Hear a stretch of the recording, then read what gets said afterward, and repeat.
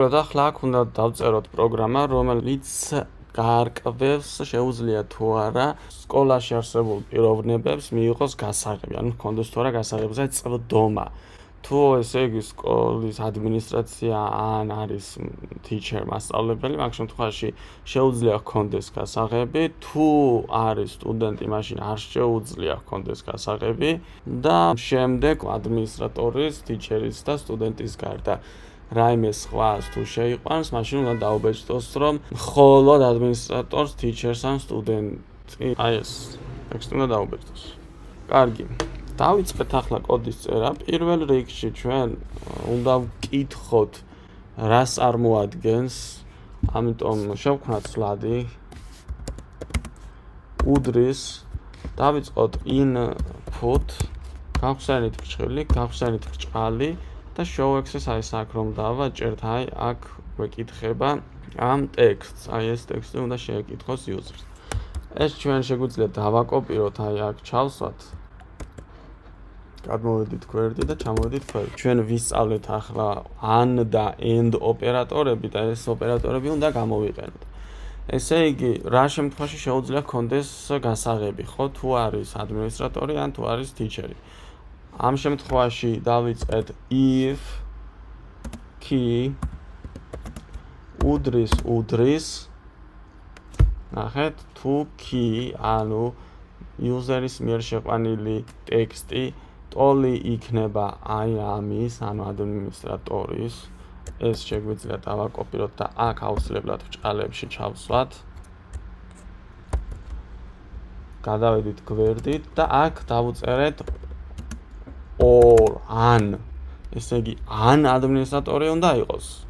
an ეს უნდა იყოს ერთი, ან მეორე. an teacher-ი უნდა იყოს. ამიტომ or გვჭირდება, or კავშირი და რომელიმე მაინც თუ იქნება ჭეშმარიტი, key იქნება true.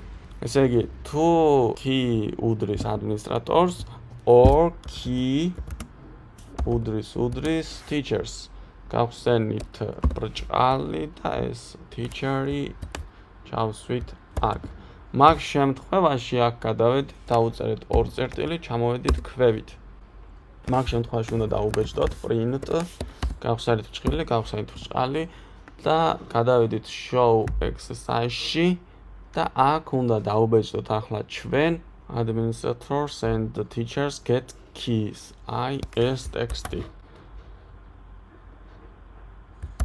წამოვიღეთ და ჩავსვით აქ.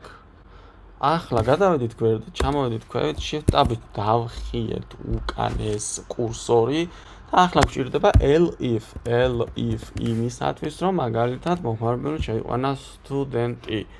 elif key უდრის გავხსენით ბრჭყალი და აქ დავწერეთ student. გადავედით გვერდით, გავხსენით 2 წერტილი, ჩამოვედით ქვევით და აქ print. ესე იგი, თუ user-მა შეიყვანა student, მაგ შემთხვევაში ჩვენ უნდა დავუბეჭდოთ, რომ student don't get key. აი ეს. დავაკოპირეთ და ჩავსვით აი აქ. გადავედით ისე ბოლოში, ჩამოვედით ქვევით, shift-აბით უკან დავწიეთ და ახლა დავწერეთ else და ეს ბოლო else ნიშნავს ყველა სხვა შემთხვევაში, ანუ თუ არც teacher-ი შეიყვანა, არც ადმინისტრატორი შეიყვანა და არც სტუდენტი შეიყვანა მომხმარებელმა და რაიმე სხვა შეიყვანა, მაგ შემთხვევაში უნდა დაუბეჭდოთ, რომ მხოლოდ მასწავლებელს ადმინისტრატორს შეუძლია მიიღოს და ჰქონდეს გასაღები. ამიტომ შეგვიძლია დავაკოპიროთ ახლა.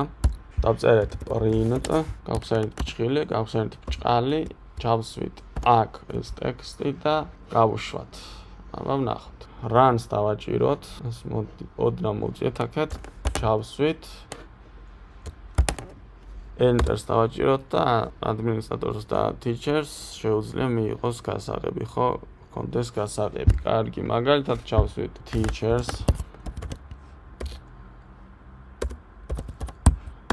გავუშვით teacher, ესე არ უნდა მიმეწერა. runs დავაჭირო. გავუშვი კი ბატონო.